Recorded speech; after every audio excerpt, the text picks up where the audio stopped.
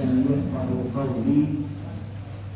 اللهم صل وسلم على سيدنا محمد مفتاح باب رحمة الله عدد ما في علم الله صلاة وسلاما دائما بدوام ملك الله وعلى آله وصحبه أجمعين. أما بعد. Alhamdulillah, di malam yang penuh berkah ini Allah Subhanahu wa Ta'ala mengumpulkan kita di majelis yang tidak kita lakukan. Majelis ini dihujani rahmat oleh Allah Subhanahu wa Ta'ala, majelis yang dihujani berkah oleh Allah Subhanahu wa Ta'ala, dan semoga hadirnya kita di majelis ini mendapatkan keridhaan dari Allah Subhanahu wa Ta'ala. Amin ya Allah.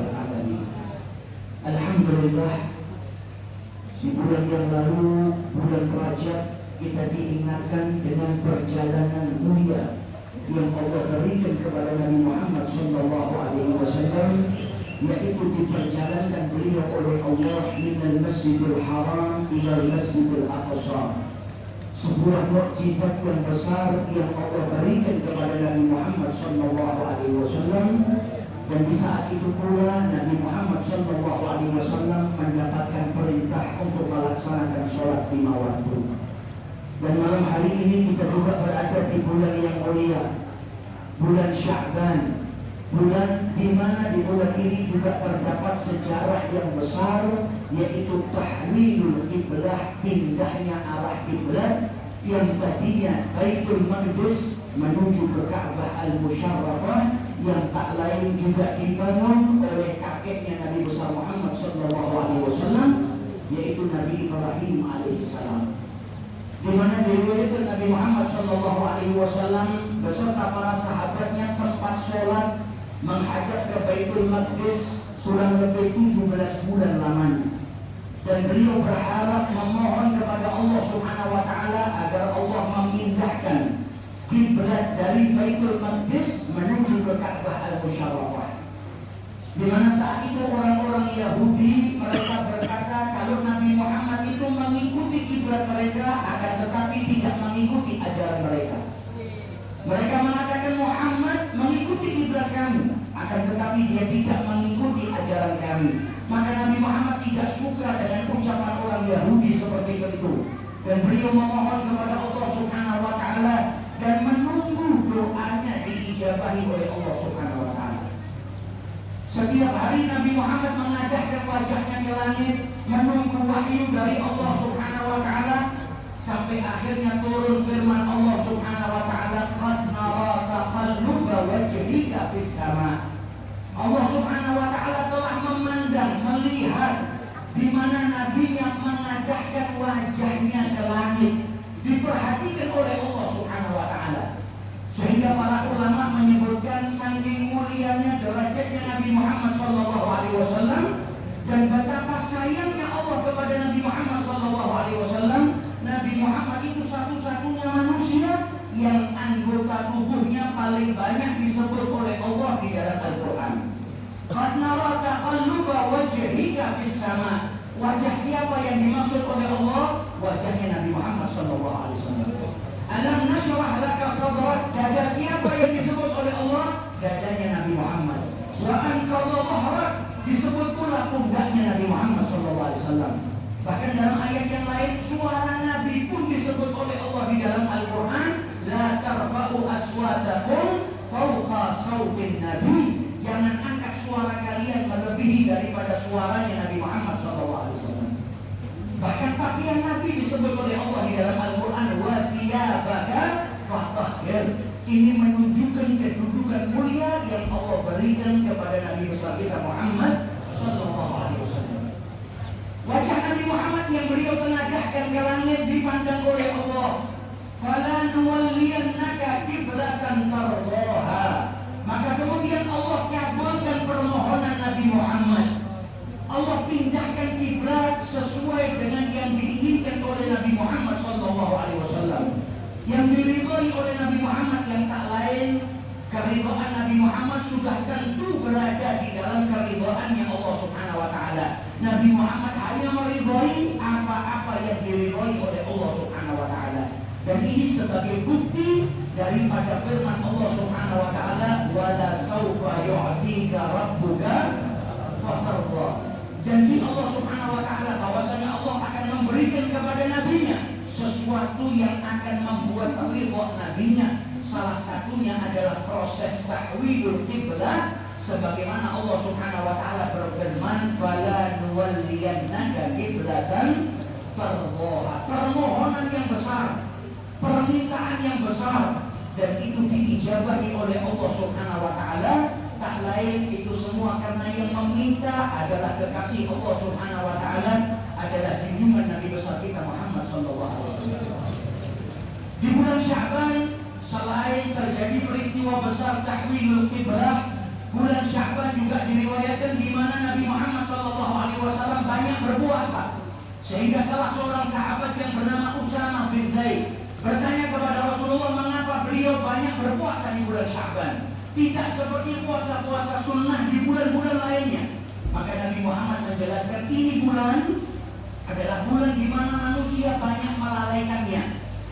Baina Rajab wa Ramadan, bulan yang diapit di antara bulan Rajab dan bulan Ramadan.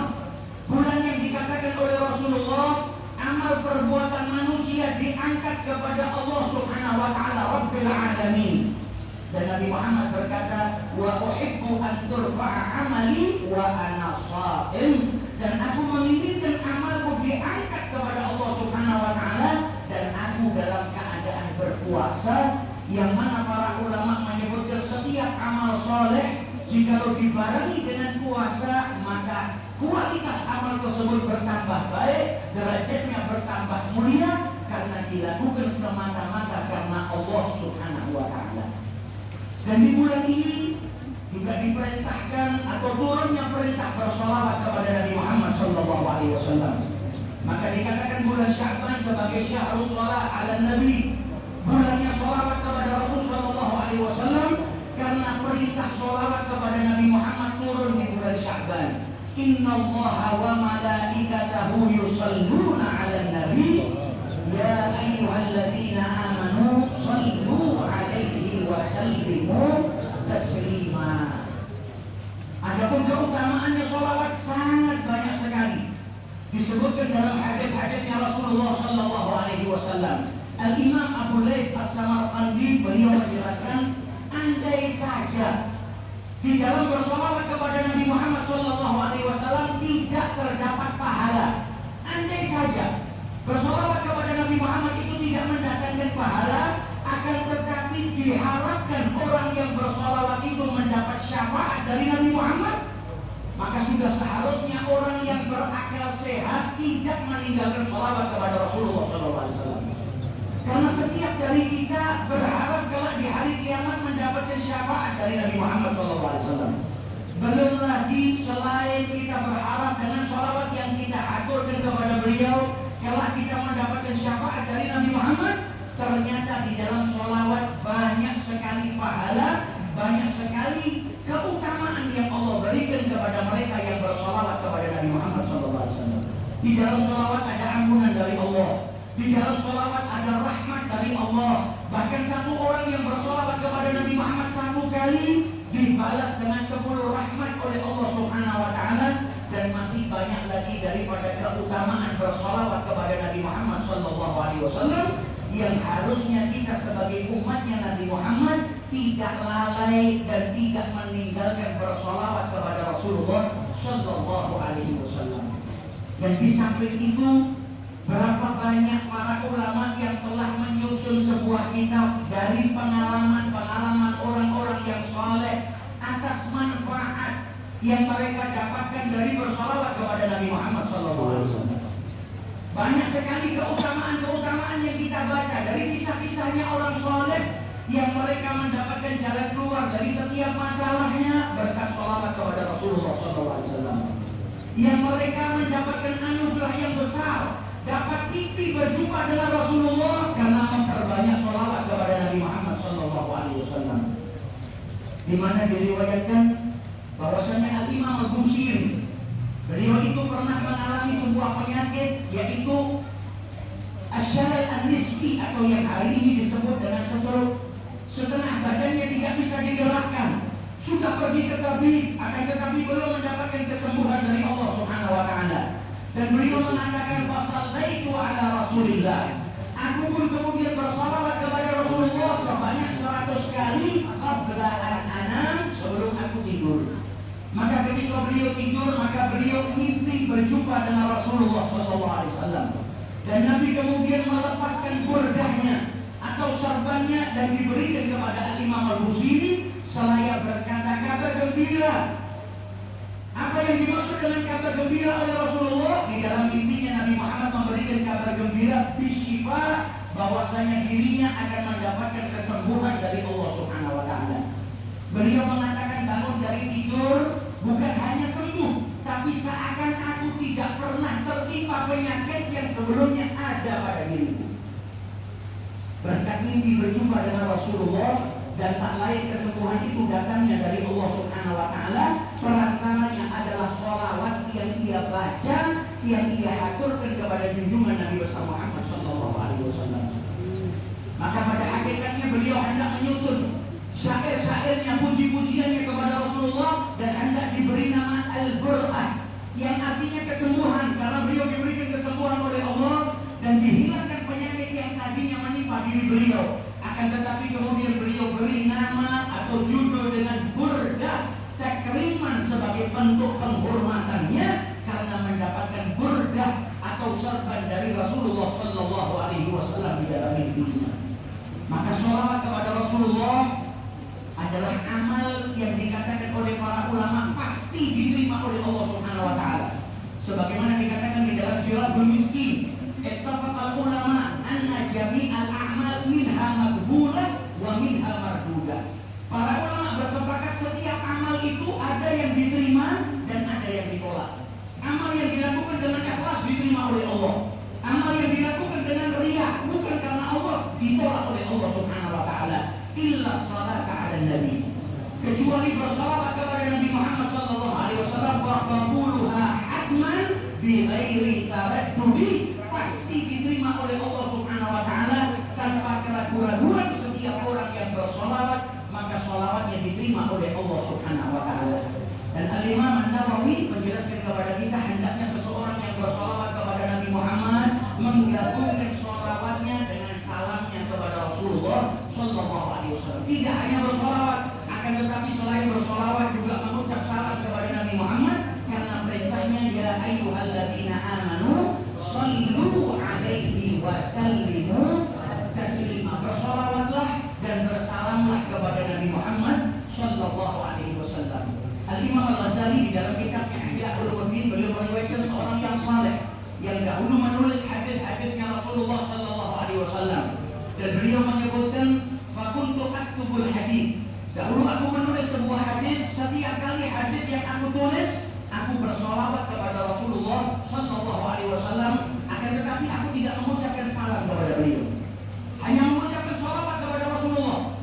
Sampai pada suatu malam aku tidur dan mimpi berjumpa dengan Rasulullah sallallahu alaihi wasallam, dan di dalam mimpiku Rasul berkata kepadaku, amatutimmu salataka alayya fi kitabik, apakah kau tidak mau menyempurnakan sholawatmu kepadaku di dalam kitabmu?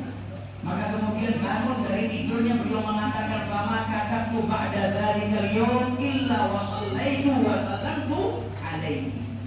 Tidak aku menulis hadisnya Rasulullah terkecuali aku bersolawat dan mengucap salam kepada Rasulullah sallallahu alaihi wasallam. Maka kita harapkan hadirnya kita di majelis ini dan setiap sholawat yang kita aturkan kepada Rasulullah sallallahu alaihi wasallam diterima oleh Allah Subhanahu wa taala, yang kemudian menjadikan hajat-hajat kita dikabulkan oleh Allah. Setiap penyakit yang sedang menimpa kita, berkatnya sholawat diberi kesembuhan oleh Allah. Dan jadi sholawat yang kita baca ini penolak daripada segala bencana yang hendak Allah turunkan. Dijaga diri kita dan keluarga kita oleh Allah Subhanahu wa taala, dan semoga dijadikan kita orang-orang yang cinta kepada Nabi Muhammad, dan telah dibangkitkan di barisannya Nabi Muhammad sallallahu alaihi wasallam, dimasukkan surga bersama dengan beliau, nadkhul ma'a Thaha wa ali fi sufufil awwalah ma'ahum daiman fi daril bir wa daril akhirah. Wa sallallahu ala sayyidina Muhammadin wa ala alihi wa sahbihi wa sallim walhamdulillahi rabbil